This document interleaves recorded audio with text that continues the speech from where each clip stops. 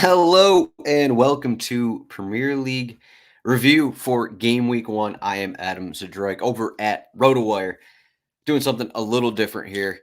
Had last week off, so I didn't really preview any of my lineup projections. And I thought yesterday, why don't I do something a little different? I'm just going to go over all of the box scores for the 9 matches that have happened. This is before Leicester City hosting Tottenham on Monday. I'm talking Monday, August 19th, just after the weekend of Game Week 1 in the Premier League. So let's check this out. So basically what I'm going to do here, let me pull up the scores here. But otherwise, rotowire.com/soccer trial, 48-hour trial. As you can see, all of our note writers are getting everything in here. So Oliver Skip transferred. It's funny that Oliver Skip playing Leicester City are playing Tottenham today. Oliver Skip transfers today to Leicester City. Possibly they get that done so Skip doesn't play against Tottenham today, something like that. The reason they get that done today, but Leroy Sané looks like he's coming back. Bebu undergoes surgery there for Hoffenheim. So yeah, all this news, rotowire.com/soccer. You can see all the news that's happening Monday morning. We got our articles, we got our cheat sheets. The FPL cheat sheet is in there if you want to click that. But I'm going over scores here.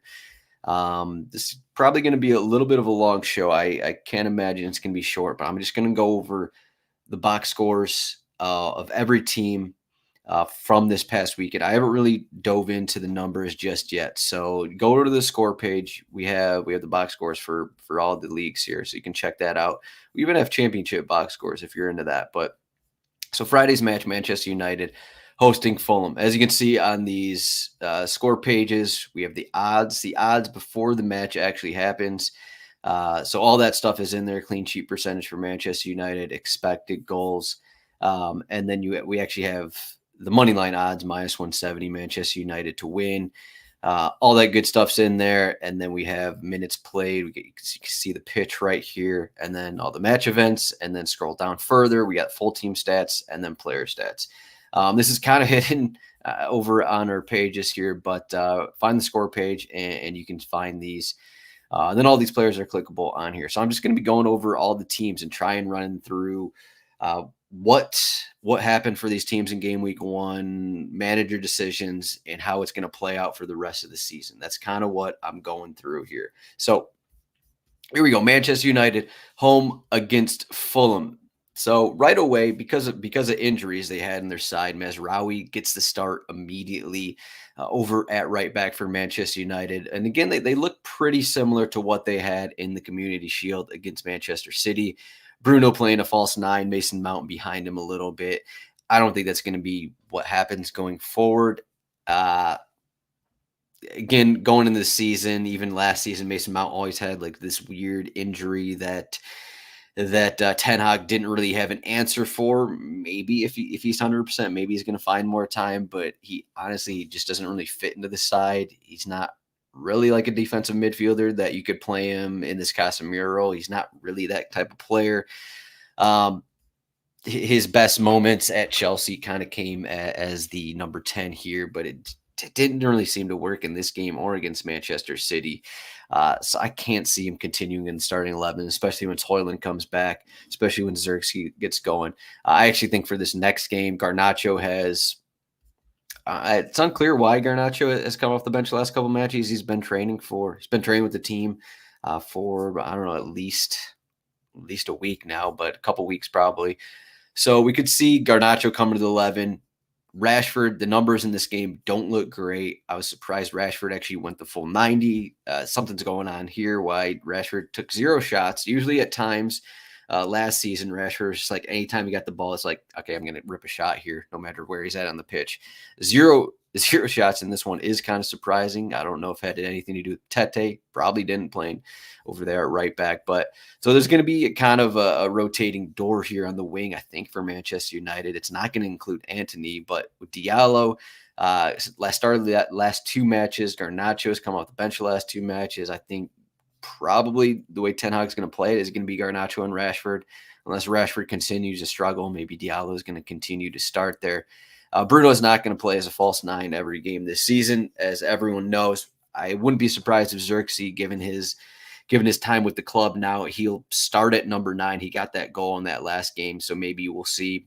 Hoyland's still out for another month, so maybe Xerxes going to get a start not next week, maybe in a coming week here. So we'll have probably, as the season gets going, we'll probably have Xerxes and Hoyland battling for the number 9 role here. Bruno will be in this number 10 role where Mount started at for most of the season. And then we have those wingers. We'll see where Mount fits in. I'm not entirely sure. Casemiro has been getting tons of buzz. He dropped weight and all this. He's been getting buzz in the preseason, and he's looked better than he did last season so far. So we'll see how it plays out with Casemiro next to Mano. But if Casemiro is going to play better than he did all last season, this is probably going to be what their defensive midfield looks like here. There's not really any room. I don't know what the future holds for guys like, I don't know, Christian Eriksen. McTominay hasn't really seen much time either, so not sure. Again, injuries obviously will play a part at some point, but something to keep an eye on there. As for fullback, so Dalot, Mazraoui, it's probably going to continue going forward until Luke Shaw is ready to return. What Luke Shaw probably hasn't a month or so until he's ready. Once Luke Shaw's back, then you're going to have Dalot, Mazraoui, Luke Shaw fighting for minutes. Maybe you'll eventually move to Luke Shaw and Dalot as Ten Hag's preferred options, or Luke Shaw could be on his way out, or maybe Luke Shaw's preferred over Dalot at this left back spot. That'll be something to keep an eye on. Also, so Lisandro Martinez, their number 1 center back. What's going to happen with Harry Maguire now that Delite's in the squad? Similar to Mazraoui, Delete basically joined the team. I think his first training session was last Wednesday, so that's maybe part of the reason why he didn't start there. So that'll be something to keep an eye on in terms of who's going to be starting at center back. But either way, Lisandro Martinez will be the number 1 there. So that's Manchester United. Fulham had some interesting moves here. First off, Kenny Tete started at right back. Didn't see a ton of time last season. Castagna didn't even play, maybe because he had a busy Euros. But again, that was more than a month ago. So interesting to say the least. Jorge Cuenca is going to be a backup center back most of the season, maybe fill in at left back at times. But Anthony Robinson is kind of a warrior. Doesn't really miss minutes. Diop and Bassi had a massive mistake here, but he had a lot of mistakes last season, and he continued in the 11. The interesting part, I think, was that, and so Emil Smith-Rowe started, and he doesn't have a ton of minutes on his legs outside of the preseason. So you look at it like that, and I think eventually he'll get up to 70, 80, 90 minutes, but Andreas Pereira played a little deeper with Smith-Rowe in there. So I think that's we'll have to take a look at the numbers as the season moves along, but Smith-Rowe playing more attacking, Andreas a little deeper when Smith-Rowe is on the pitch. I think it is going to eventually limit his numbers, but as you can see here, he took 8 corners. He's still the majority, or if not exclusive, set piece taker. Finished with 12 crosses, 8 corners. So while he's always going to have set pieces, maybe in the games he doesn't have set pieces, just maybe the attacking numbers aren't going to be there. I mean, look at his numbers here. He didn't take any shots in this game. Granted, neither did Smith-Rowe. Fulham didn't really take many. In total, Adama Traore had some good moments, but as always, he's kind of lacking in terms of actually scoring goals and making correct decisions. I think he had one where he was open. He went past Martinez, and then he had 3 guys, I think, and then he passed it, and I don't know, Mazraoui, someone stole it. Kind of a thing, but so he got the start over like Harry Wilson, basically. I think is what it was. So without Willian, there's going to be minutes to be had here. So who's going to actually get those minutes? In the defensive midfield, Sasa Lukic. Assume he's just going to be in that Joao Paulinho role, and maybe if that doesn't work out, if Marco Silva doesn't like it as much, maybe Harrison Reed and Tom Kearney will move in here and there. But it seems like Lukic will be there with Pereira, Smith-Rowe. And then I guess the question, like Iwobi is just going to be a guy who is always in the starting 11. He can play more defensively. He can play on the wing. I think he's going to stay there. Muniz, maybe we see Muniz eventually lose his spot to Jimenez. Muniz is he had maybe one good month last season when he scored, I don't know, 8 goals in 10 match period or something like that. And otherwise, he's kind of struggled. He kind of struggled to hit the back of the net. So that'll be something to keep an eye on. But for now, the first month at least, Muniz is going to be the guy up front over Raul Jimenez. Jimenez got 12 minutes off the bench.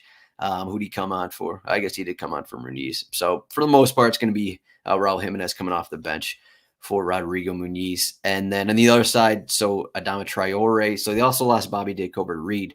So basically, it's going to be between Traore and Harry Wilson for the starts. I wouldn't be surprised if Wilson eventually moves into the starting 11, depending on how Traore looks. Though, Traore has his spurts here. Maybe he's better off as more of a substitute. But again, that may be a thing that is a week to week thing here for Marco Silva. Jay Stansfield maybe eventually will get minutes. Tom Kearney maybe eventually get minutes, but not really a deep bench here for Fulham. All right, so that's Friday's match. Again, I said this is going to be probably a longer show. We're already 11 minutes in, so let's see what we got next. Ipswich, home against Liverpool. Scoreless in the first half, and then Jurgen Klopp, not Klopp, Arne Slot took off Kanza because he wasn't winning enough duels, basically, and Konate moved in. As for Ipswich, so we have their back line. Jacob Greaves seems like he's going to be the number one center back. They added him from Hull City in the summer. So it's going to be him next to Wolfenden. Right back, I'm not entirely sure. Twan Zebe is going to be the starting right back all season. I think Ben Johnson it's going to be between him and Ben Johnson. Ben Johnson, formerly of West Ham, getting minutes at right back there. I think that'll be the main thing, at least on the back line here. We have their center backs, and then Leif Davis is always going to be in there at left back. Luongo, Morsi in the middle. They added some guys that so Wes Burns also went off with, I think it was a knee issue. Liam Delap got the start. George Hirst is out for them with an injury. I think he's out for another month or so. Hutchinson went 90. I think is pretty relevant here as we look at some of their new signings. So Harness is a guy who Harness Taylor. I think these guys will always be bench options throughout the season. Ali Al Hamadi. If we click into his profile, he actually was injured for a good portion last season, so it's hard to say what his minutes will actually look like because he finally returned in the preseason.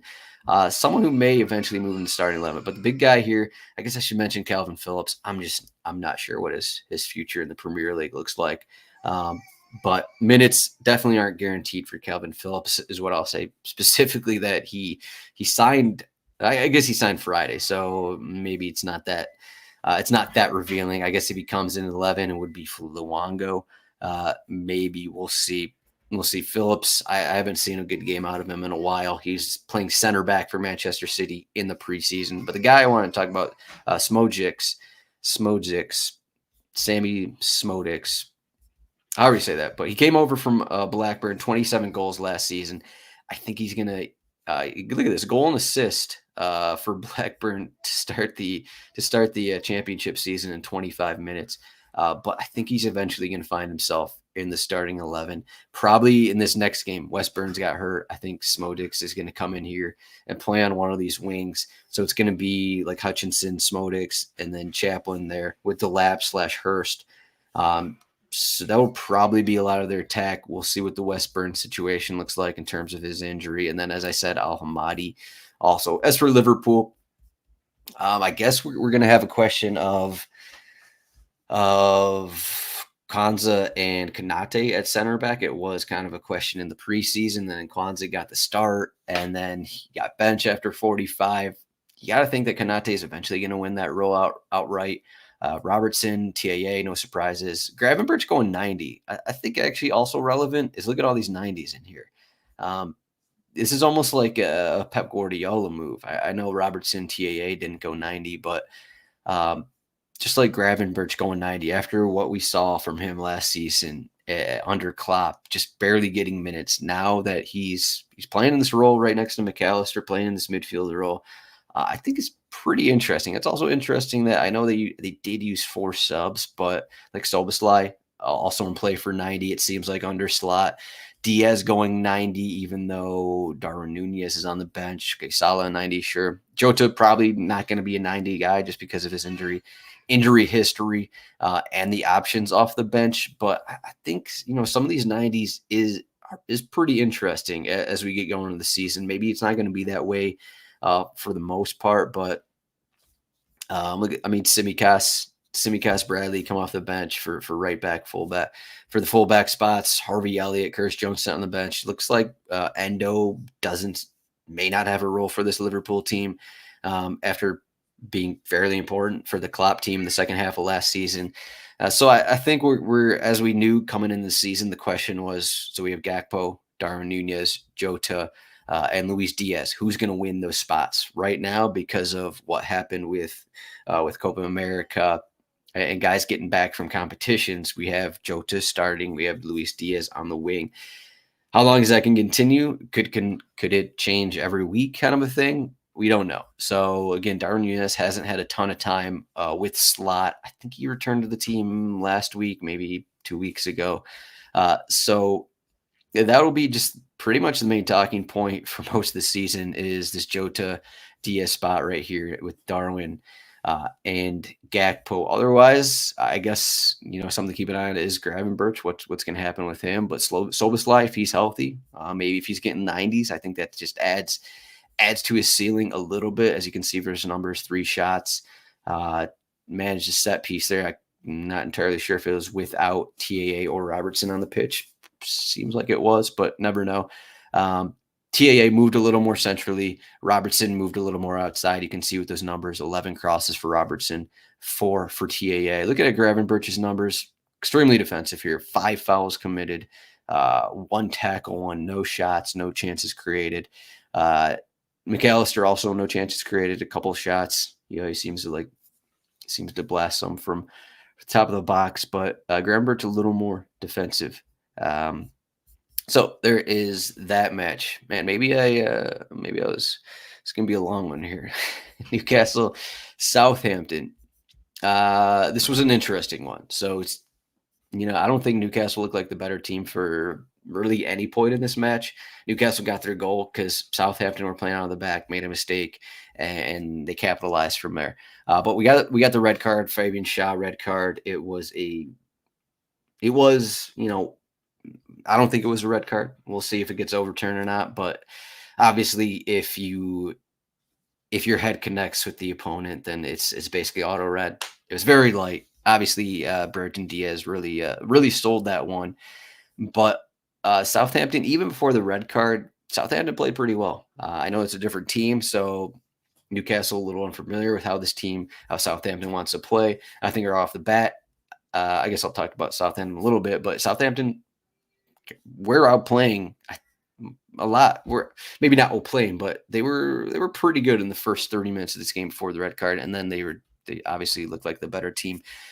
Past the red card, 19 shots compared to 3, 78% possession to 22%. I think it was a great outing for Southampton to show they can be in the Premier League and contend in the Premier League. Great managing by Russell Martin. I know they didn't score. They had so many chances. I think they hit the post a couple times.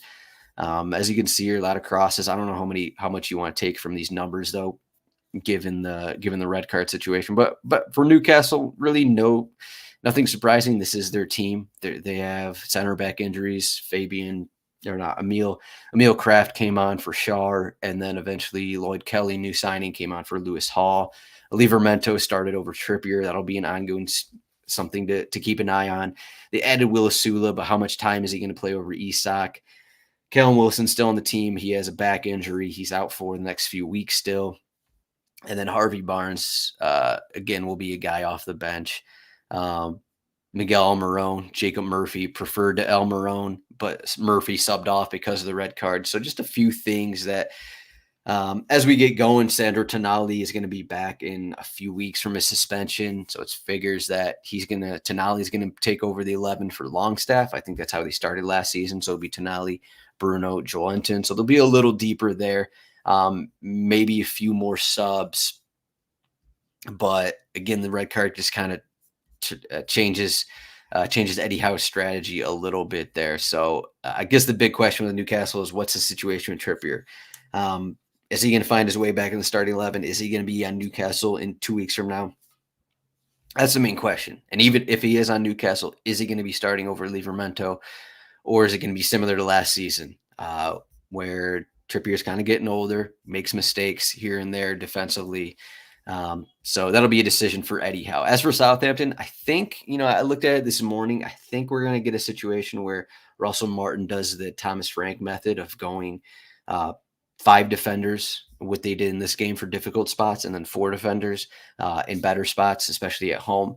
And I think that's going to move Sugawara out of the starting 11. So as you saw in this one, after the break, they took out Sugawara for Edozie. So it was more attacking. So I believe starting the second half, Kyle Walker-Peters was right back, and then Jack Stevens was left back entering the second half. And then you had Edozie playing on this right wing, Brereton Diaz on the left wing, Armstrong up front, and then their midfield was Rebo, Downs, Smallbone. So I think that's what we're going to get. So I think their next match might be home against Bournemouth. So I'm projecting a 4-3-3 with Sugawara on the bench for that next one. Just something to keep an eye on. So as for set pieces, so Smallbone, 9 corners, pretty much exclusive set piece role there. Maybe not overly surprising. Kyle Walker-Peters also took one. Maybe surprising. I didn't really know Kyle Walker-Peters was a corner taker at any point, but I guess he took 8 last season, so he's not going to be taking many. I mean, as for their bench, I'm not sure how much more they can do with this squad. Again, they're going to, Edozie is an option to start here and there, but Downs, Smallbone, guys to go 90 at all times. Rebo, we'll see if he continues in that midfield role. Alcaraz is an option. I don't know too much about Amo Ameyao, but we'll see about that. Nathan Wood, center back depth. Charlie Taylor, left back depth. Who am I thinking of? Ryan Manning. He's not even in the squad. Ryan Manning, maybe he's not even going to be in Southampton in a week from now. Either way, I tried to do a quick look on that, but Ryan Manning not in the squad. So they added Archer as well. So it'll be interesting to see what happens on this left back side, because I think in the 4-3-3, I still think they go Jack Stevens at left back. I think just the more defensive route is how it's how Russell Martin wants to take it in the Premier League, and that kind of moves out Ryan Manning from being a starting option. I think something to keep an eye on. I'm not sure if Manning was hurt or if it's a transfer issue there. And then, so Brereton Diaz, Armstrong going to get a ton of minutes up front. The two best attackers. Archer's probably going to be the top backup off the bench. We'll see how much. I think Tyler Dibling's like 18 years old, but we'll see how much Dibling plays.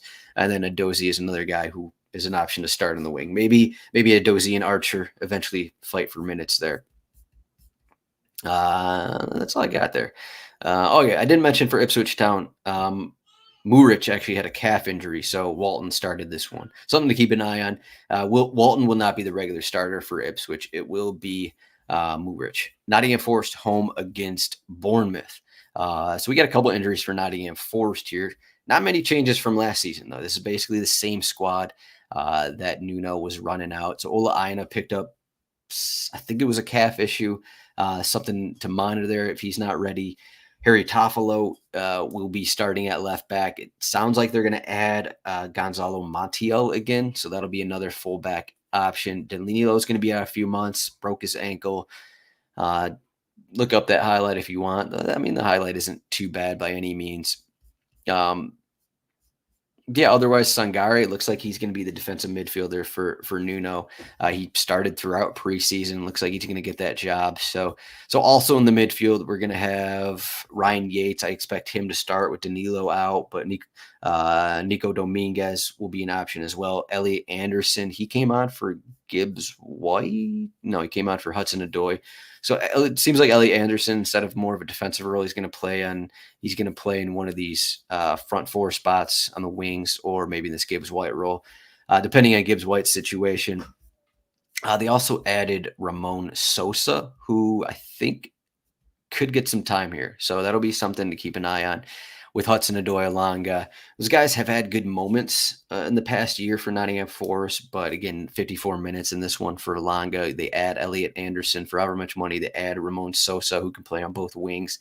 So just something to keep an eye on. I'm not sure that there's going to be guaranteed minutes for these wingers as the season moves along, unless they get into really good form. Also, they're in talks so Chris Wood started this one. Awani's coming off the bench. They're in talks to add Santiago Jimenez from Feyenoord. So that would, I guess, basically remove Awani from even being a bench option, because at that point, I think you have 3 number 9s. So that'll be interesting to see what Nuno does with this team. But as you can see here, not many changes from last season. Willy Boley started again, but it's probably going to be Milinkovic, who was suspended in this opener because he picked up I think he was suspended for Coppa Italia, and for some reason that goes over to the Premier League. I don't know. It seemed like a made-up rule that Nottingham Forest announced as they released their lineup. But yeah, Milinkovic should be back in here. And that's what I got for Nottingham Forest. So Bournemouth had a few, I don't know if surprising changes, but some changes. So Dean Huijsen got the start at center back because Senesi was injured, but I think Senesi is going to continue at center back. Unless Bournemouth weren't really impressed by Huijsen in this one, but I think Senesi is still going to be the guy. Kirkash left back. Adam Smith is a guy who eventually loses his role. It seems like it's not going to be Max Aarons. Max Aarons not even on the bench here, so Max Aarons isn't an option. They added Julian Arroyo. Maybe Julian Arroyo will be the right back, maybe the eventual starting right back over Adam Smith, who I don't know how old he is. It seems like he's 32 or 33 or something. It was surprising that he was their main right back last season. So maybe Arroyo is going to be the guy. The surprise was that Alex Scott actually started over Ryan Christie. I'm not sure if that, there was times last season where we had weird lineups where maybe not weird lineups, but Alex Scott comes in. He can play this defensive role. He can play this role where Tavernier was at. So there were some changes here, and then because of the absence of Solanke, we had Semenyo kind of playing in this number 9 role, and then Dango and Sinistera on the wings. This one's kind of hard to project because Enes Unal is still out, and then they just added someone. Evan Nielsen. They added Evan Nielsen. So that'll be something that I'm not sure how it's going to play out. A lot of rotation here from the guys on the wings, and maybe instead of Clivert in this attacking midfielder role, central role at least, maybe instead of Clivert there, it's going to be Tavernier. Notice that he went 90 here. Semenyo also went 90. Maybe I think as we get going, it'll be Evan Nielsen starting right here in this number 9 role, and then Semenyo and all these wingers kind of rotating a little bit. So I think they have even though they lost Solanke, they have options. Enes Unal as well. So they have options where they can mix and match a little bit. Also, they added Daniel Jebison from Sheffield United. So they just have guys who can come in and play. I'm not sure if that's a good thing because they're all kind of mediocre a little bit. But I think, even without Solanke, I think they're just a pretty decent team there. All right, let's move along here. Arsenal home against Wolverhampton. Sorry, I haven't really been talking about the results of these games at all, just because there's so much to talk about. But I kind of talked a little bit about it. Nottingham Forest in terms of that one, just not same team as last season. They allowed that late goal. Never really looked like the better team. They got the goal, and then that was just a whatever game, really. Arsenal match. This one kind of went as expected, though. In the second half, Wolves kind of outplayed Arsenal for a certain period there early in the second half. So I guess you could say, kind of impressive from Wolves not to, lose this one 5-0, given a lot of people just projecting them to be relegated, given the lack of signings, which, is still in play here. But looking at Arsenal, no surprises, not really too much to talk about. This is their team. I guess the surprise here, Martinelli went 90 minutes, which I don't know how many times he did last season. Let's actually do it. Let's click into Martinelli's profile because it is easy to do this. So let's look at Martinelli's profile. How many times? He went 90 in 3 4 Premier League matches last season. Martinelli went a full 90 in 4 Premier League matches this season. Goes 90 in the opener. Maybe partly because Declan Rice wasn't 100% fit. He left with the cramps late in the match. Saka also played a bunch in Euros, so he wasn't going 90 in this one. So he was subbed off, maybe partly due to that. And then Zinchenko, as we know, isn't going to go 90 either at left back. But pretty much we see all these other guys. Partey played great in the midfield. We know about Odegaard. Havertz had a great game. Gabriel, Saliba, Ben White, those guys are pretty much set. Left back, I guess, is the main question here. So Zinchenko, his future still to be determined, but Jurrien Timber came on for him instead of Calafiori. So that's going to be a decision for Arteta to decide between Timber and Calafiori throughout the season. We'll see what kind of minutes Calafiori gets. I'm not entirely sure. Jorginho, 0 minutes in this one because Partey played well. So it's looking like Partey is just going to stay in the spot here. So that's going to mean limited minutes for Jorginho. Arteta's just a guy who doesn't like the sub, so that's why there's not a ton to say here. Havertz taking 5 shots, maybe important. Saka, 5 shots, 5 chances created, just being his usual self. Maybe, I guess you look at it, Martinelli went 90, but only 1 shot, 3 chances created. Also of note, so Martinelli, Trossard not going to be taking corners. It's going to be Declan Rice taking corners on that left side, and then Saka taking corners on the right side. As for Wolverhampton, so they got a few more questions here. So let's look at it a little bit. Nelson Semedo suspended the first 3 matches of the season, so Matt Doherty is starting at right back. Once Semedo is available, Semedo will be the number 1 right back, so he's going to be in there. Expect Semedo to be starting. The question will be, so I saw right before the show that Wolverhampton, even though they got a bunch of money from selling players, I guess they're only looking to add another center back. So I guess good luck to them. But Mosquera is making the news because he grabbed. Who did he grab? He grabbed Gabriel Jesus in an inappropriate area. Is just what I'll say. Mosquera, formerly of FC Cincinnati and Villarreal. Yes, correct. I got that. So yeah, Mosquera got the start. He'll probably remain in the 11 until they sign someone else. It seems like he's the guy over. Though I guess Craig Dawson, he hasn't seen a much time in preseason. Maybe Craig Dawson actually starts next week or in 2 weeks. So I guess that would be something to keep an eye on. Santi Bueno, maybe the 4th center back option there. And then so without Pedro Neto. If you weren't familiar, they added this Rodrigo Gomez. Where did he come from? I assume he came from Portugal. I can't really remember at this point. A lot of transfers in. Rodrigo Gomez, look at his numbers: 4 crosses, took a corner. In a better matchup, I think this is a guy who's just going to launch crosses in. I don't know who they play in game week 2, but I think he's basically the Pedro Neto replacement, and he already went 75 minutes in the opener. So I think that's pretty relevant.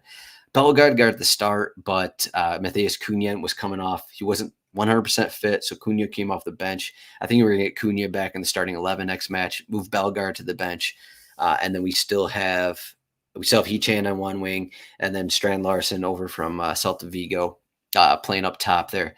So I think that's kind of what they're looking at. Bellegarde, maybe more of a bench option, but he can play basically 5 different positions for Wolves.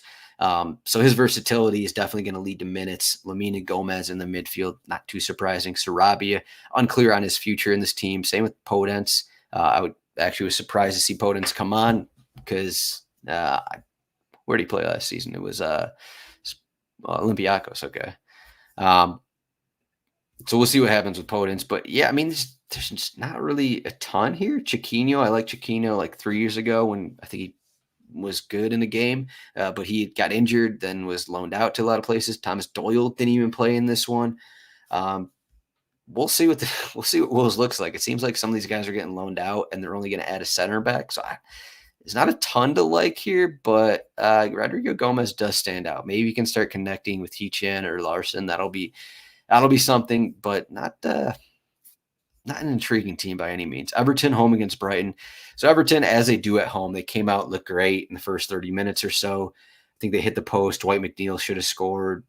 Everton fans are no complaining about a possible PK that I think was called and then got reversed by VAR.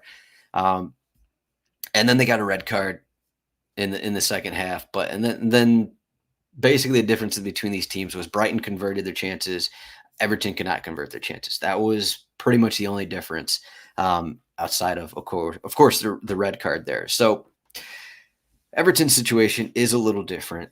We got in the past 24 hours. The past 24 hours, Branthwaite has been in $65 million rumor to Liverpool kind of a thing. So that's one thing that is coming out. And Branthwaite missed this game because he was injured. You can't go into a season and expect Michael Keane to be your number one center back. So I think eventually Jake O'Brien is going to be starting. At least Everton fans hope that Jake O'Brien's going to be starting, and it's not Michael Keane, and it's not Mason Holgate as the starting center back next to Tarkowski. You got to think it's O'Brien instead of these guys, assuming Branthwaite is on his way out. If Branthwaite stays, okay, then you have your center backs. At right back, I don't know at this point. So Ashley Young is basically your third choice right back. Seamus Coleman came back from a serious injury last season. I think then he added a hamstring injury. He's currently injured right now with a minor knock. Nathan Patterson has been out for a while as well. So just a terrible situation for them right there. And they don't really have a backup to Michael Lenko either. I guess their backup is Ashley Young, who again was pretty much roasted by Miedema all match in this one. So they replaced Amadou Onana with Iragbunam. So he played okay next to Gay. James Garner is still out. You think James Garner would come in for Iragbunam, though that's not guaranteed. There's a chance Garner has played on the wing. He could play in this role over Decore as well. And then that's it. This is Everton. Harrison, Calvert-Lewin, McNeil. They didn't really add much. Sorry, I guess I shouldn't say that. Well, I guess we'll see what the role for Ndiaye and the role for Lindstrom look like. Lindstrom didn't even make it off the bench in this one, partly because of the red card. But you think Lindstrom would come on for Harrison at some point. Ndiaye replaced Decore, so maybe Ndiaye eventually becomes a starter over Decore. There are a couple spots that are up for grabs, though. Deitch is just a guy who doesn't really rotate a ton unless he has to. Brighton, I think it's going to be a little different. This is maybe one of the more difficult ones. So we know Jason Steele is starting because Verbruggen is injured. I think he had surgery right after Euros. But Hinchelwood didn't even have a full preseason, yet he came in and got the full 90 at left back, which was one of the bigger surprises because Valentin Barco had been playing as a left wing back, as a left back throughout preseason. And for Barco not to get any minutes is pretty worrying for what his actual role will be in this team. Baleba also actually played at left back at times, but they are in talks. I forget his name here. They're in talks to actually sign a left back. There's a rumor of them actually adding another fullback. Well, I'm forgetting it right now. But either way, it's just not great news for Estupinian, for Barco, just for those left backs. Where Hinchelwood he played in as defensive midfielder. He played as a right back. He played, I think, as an attacking winger at points last season. Now he's playing as a left back. Basically, he can play wherever. He went 90, I think is pretty relevant. The fact that Hinchelwood's going 90, I don't know how many times he's played at left back throughout his career. Veltman at right back. We'll see if this continues as a 4-2-3-1 formation. Granted, this is their manager is very fluid whenever they have the ball in terms of where these guys line up. This is what Opta listed as a 4-2-3-1. Matt Weaver played well in his first start. James Milner going 82 minutes, kind of surprising. Gilmore off the bench. He's been in a lot of rumors to be transferred, so that would be something. If Gilmore stays, you got to think that Gilmore takes over from Milner in the starting 11. But again, that's dependent on all of the transfers. In the attack, Welbeck, João Pedro, Evan Ferguson is injured. We'll see what the situation looks like with Welbeck and Ferguson. Once Ferguson's back, it's unclear if Fabian actually prefers Welbeck or Ferguson. The fact that Welbeck's going 90 minutes in the opener, I guess you'd say that Fabian does like Welbeck, so he's going to stay in there. Miedema looked great in his return.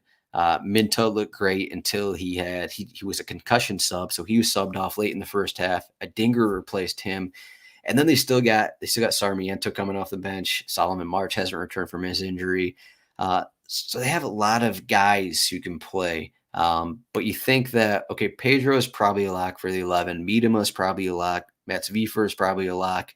Also, they added Gruda. Gruda, am I saying that right? He came from Bundesliga. They added another guy. Either way, and he wasn't even on the bench in this one. So they have all these guys. So I think that the question is, maybe, I don't know. This is a little tougher, as I was saying. So Minta, the question might be in that right wing. Minta played well though. Adinger played well when he came on, and then you have a couple of. Is there a role for Solomon March in this team? Maybe not. I think someone else has to. Someone has to be loaned out because there's a lot of guys in this team, and there's just not a lot of spots. There's not enough spots for them. So it's an interesting spot for Brighton. West Ham against Aston Villa. West Ham, they added a bunch of guys, but only Guido Rodriguez started of the new signings. Sorry, actually Max Kilman started. I guess I forgot about that. But yeah, it was kind of the same West Ham team. They had a little bit more possession, but they just couldn't convert all their chances, and then eventually gave up the goal, and they lost. So James Ward-Prowse getting benched, I guess that will be the big thing for some people. He was benched a few times last season. I'm not sure he's going to hold on to this role. I think the minutes aren't going to be there for Ward-Prowse. He just doesn't really. He's not really great from open play, which kind of limits a lot in your midfield. And I think Southampton fans kind of know that when they got relegated. He's basically a set piece master, but at some point, if you're not getting a ton of set pieces every game, is that worth it to start? So they added Wan-Bissaka. Wan-Bissaka did not play. I think it might be in talks to add someone else, but Soufal, we'll see about Soufal's role. He went 85 minutes in this one. He's going to be competing with Wan-Bissaka for minutes. That'll be an interesting one because, Soufal's been there for so long, but they added Wan-Bissaka, who's, arguably probably a better defender. So I think Wan-Bissaka is eventually going to take that role, though there's no guaranteed. And so Kilman what was their new signing is their new signing. Sorry, there's a lot of stuff to talk about here. This is the longest solo show I've ever done. But Todibo might start over Mavropanos. So that'll be, I wouldn't say Mavropanos is going to be an everyday starter.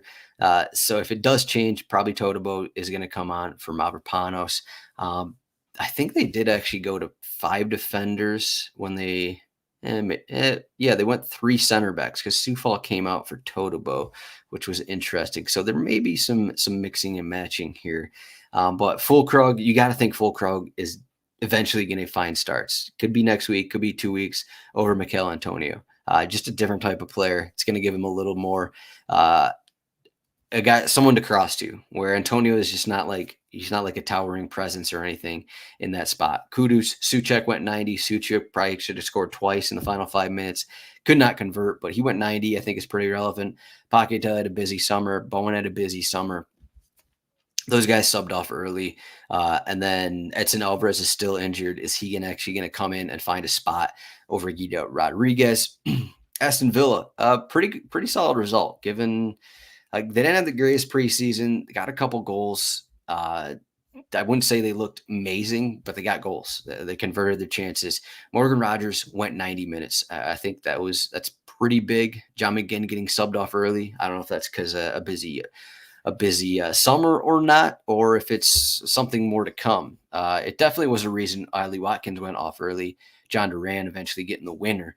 But when healthy, there are more options on this team than last season. We'll see what eventually happens with Luca Digne and Ian Maatsen. I think Maatsen's eventually going to be the starting left back.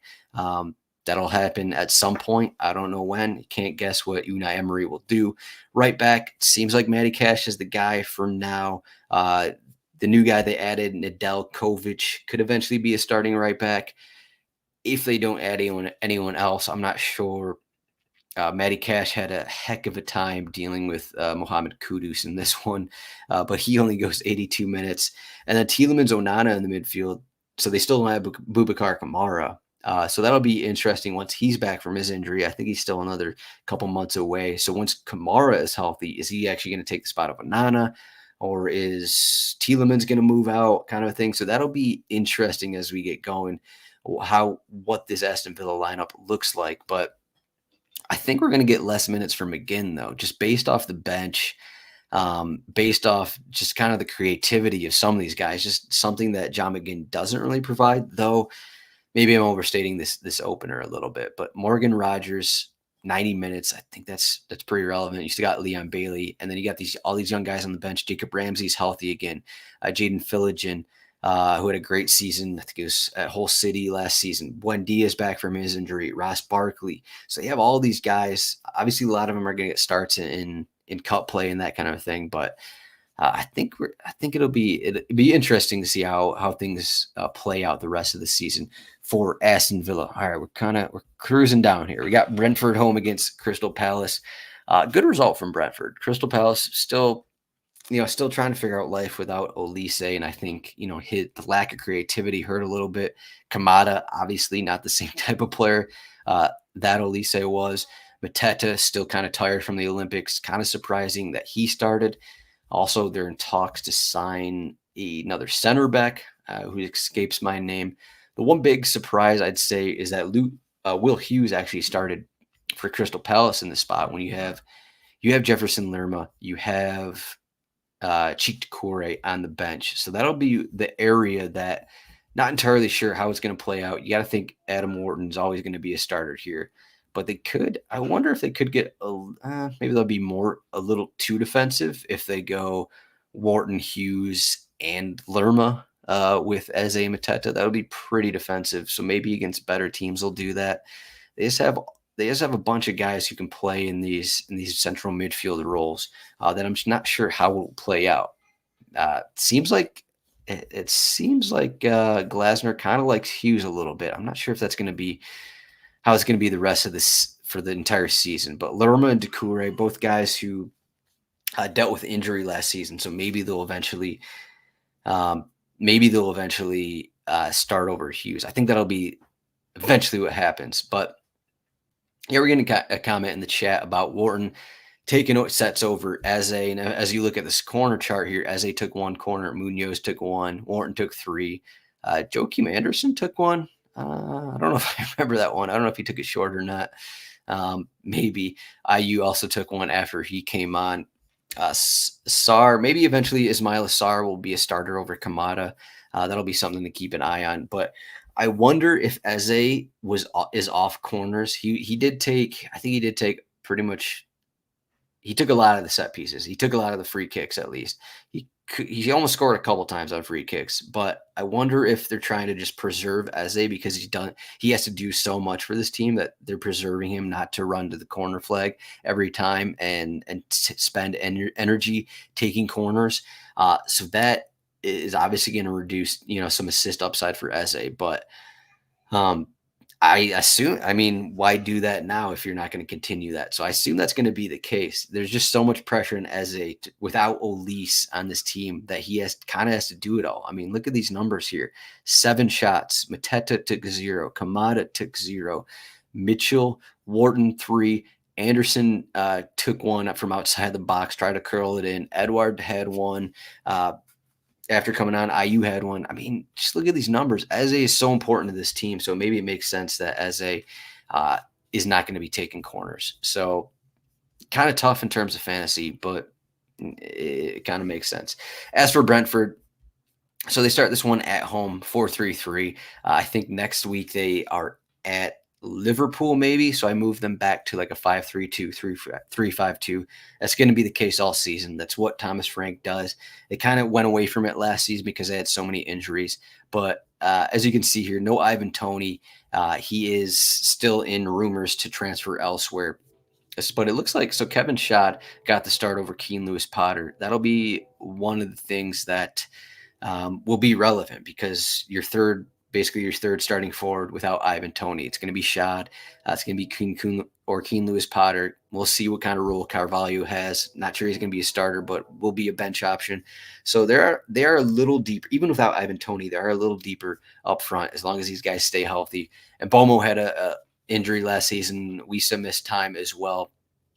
So as long as these guys are healthy and Bomo and Wisa are going to get the every match starts, Jensen, Norgard, that's not too surprising. Onyeka is their central midfielder. I still think Damsgaard is eventually going to get more time. 60 minutes off the bench in this one. Ben Mee also been struggling with some fitness. He'll eventually come in for Nathan Collins. No guarantee there, but if they go to 3 center backs, he would be an option to start. Though Christopher Ayer would probably be a third center back option as well. And then again, they're going to be getting Rico Henry and Aaron Hickey back from injury. So as 2 months from now, if those guys are healthy and 100% fit kind of a thing, we'll probably get Aaron Hickey in the starting 11. We'll probably get Rico Henry in the starting 11. You're not going to see Reerslev. You're not going to see Ayer. But otherwise, this is kind of what we're looking at. The other question would be Kevin Schad or Keen Lewis Potter kind of thing. Looks like we're going to get Kevin Schad, though. Otherwise, set piece situation, Jensen and Bomo as usual. Chelsea home against Manchester City.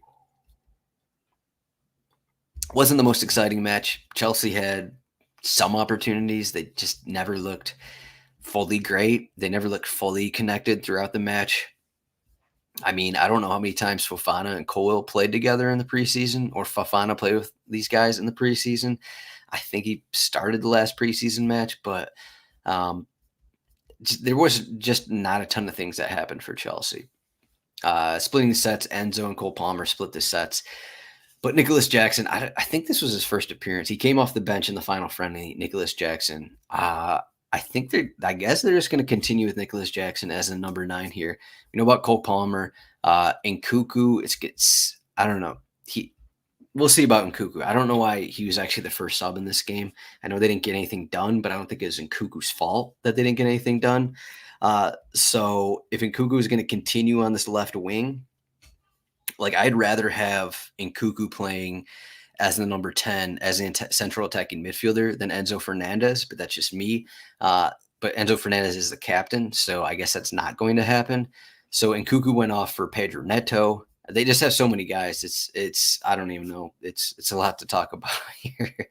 Malo Gusto, I think he's going to be locked for a starting role. Maybe not a lock, but Reece James suspended for the first 3 matches of the season. Also tweaked a hamstring as well, and he's continually injured. So he's going to be. So Gusto is going to have a lot of time in the 11. Cucurella is going to have a lot of time in the 11. Ben Chilwell really isn't even an option anymore. Renato Vega actually came on for Cucurella at left back. I think eventually Philip Jorgensen is going to be the goalkeeper instead of Robert Sanchez.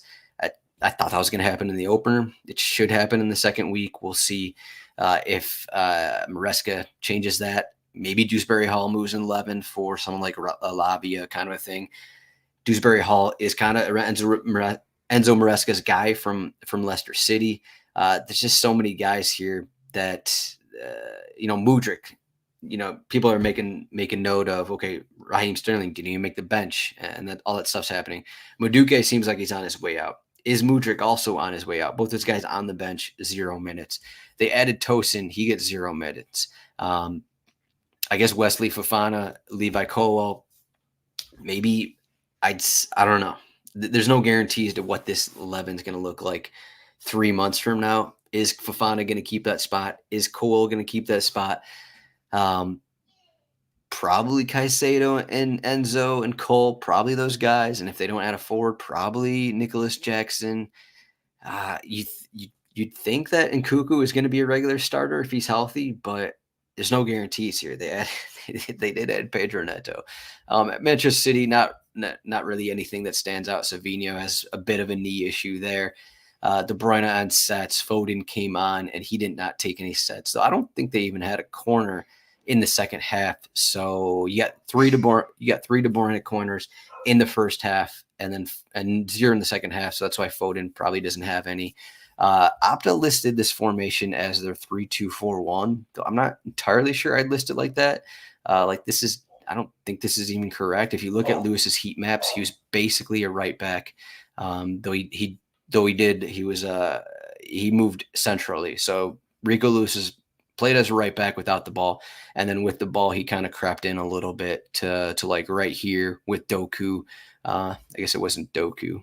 They swapped sides, but Doku, Foden, Savinho. So it was like Rico Lewis right here, and then whoever is on the wing right here. But there are talks of Gundogan rejoining Manchester City. Rico Lewis, he's eventually going to lose his spot to Kyle Walker. What else do we got? So Jack Grealish wasn't 100%, so he didn't play. That'll be an interesting thing to see how that works out. Doku 90 minutes. Maybe if Grealish isn't 100%, Doku's not getting 90 minutes, kind of a thing. Oscar Bob is out for a few months. Actually, he's out until January, so you don't got to worry about him getting minutes. We'll see what the status looks like. What's going to happen with John Stones? Basically, continually injured last season. How many minutes is he going to get? Where is he going to fit in this team? Kyle Walker figures to return to his right back role, but John Stones is it just going to be a continual rotation here? Akanji, Diaz, Nathan Ake, Vardiol, John Stones. That'll be the main question, but. Then obviously Rodri will be coming in for Kovacic. I think there's just a little more that Pep can do this season than last season.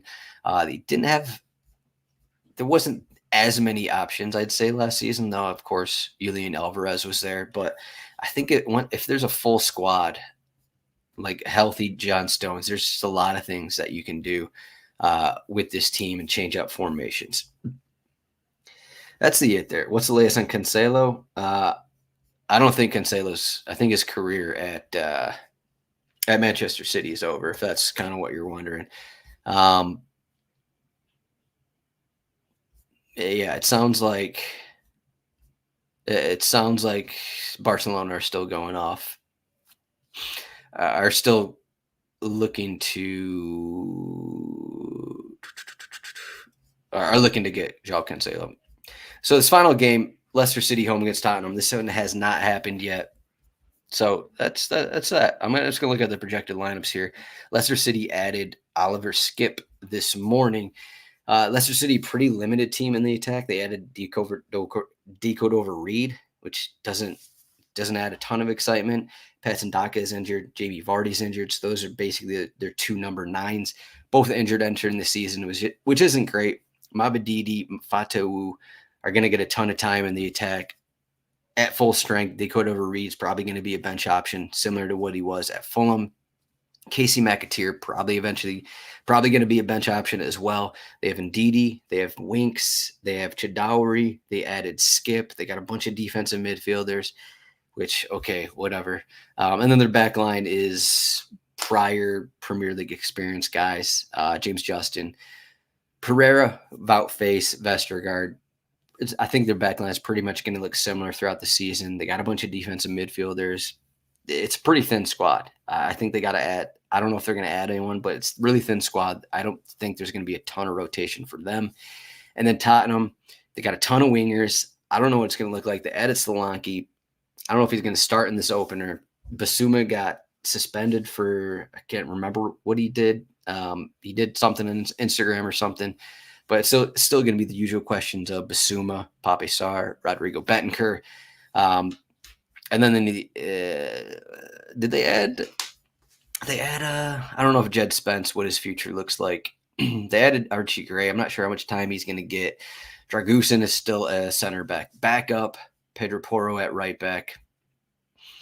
That's kind of what we're looking at right now. And yeah, I guess the backup fullbacks would be Archie Gray and Jed Spence right now. Ben Davies still on the squad. So that's kind of what we're looking at. Bergvall, an option, probably won't see much time this season. So I don't know what they're going to do in their attack. So they added Solanke. So he'll be their number 9 pretty much. Splitting with Richarlison, we'll say. So then they have Son on the wing, Brennan Johnson on the wing. James Maddison centrally, though maybe James Maddison loses time because of all these options. But who's going to take the spot of James Maddison? Kulishevsky, can he play centrally? Timo Werner is still there. Manor Solomon is no longer injured. They added Wilson Odo-Bear from Burnley. They've got a ton of guys, and I'm not sure how it's going to play out. it's an interesting situation that they add all these guys. It seemed probably you move out Timo Werner from the squad. Probably. Maybe Manor Solomon goes on a loan somewhere else, kind of a thing. But that's kind of what we're looking at with Tottenham. That's all I got. Just hit 1 hour, just hit 60 minutes. Thank you for watching. RotoWire.com/soccerchow. This was a lot. Thank you for watching. RotoWire.com/soccer for all our other content. We got a bunch of other stuff. We'll come out with a bunch of other videos and articles throughout the week as well. We'll see everyone later in the week for Game Week 2 preview. This has been Game Week 1 review.